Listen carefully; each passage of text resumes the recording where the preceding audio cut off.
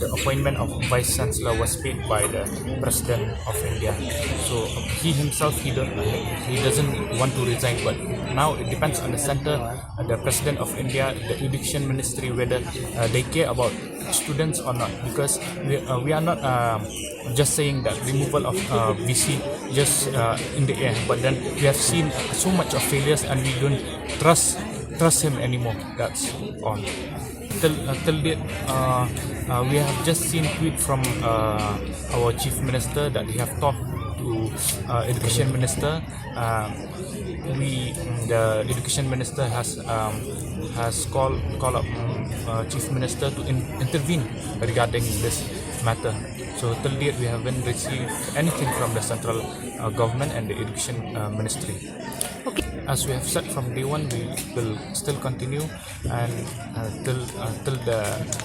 till our last breath.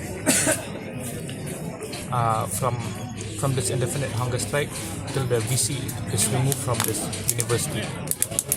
In 2 years, we have been talking to him, but then no solution has been granted from his side.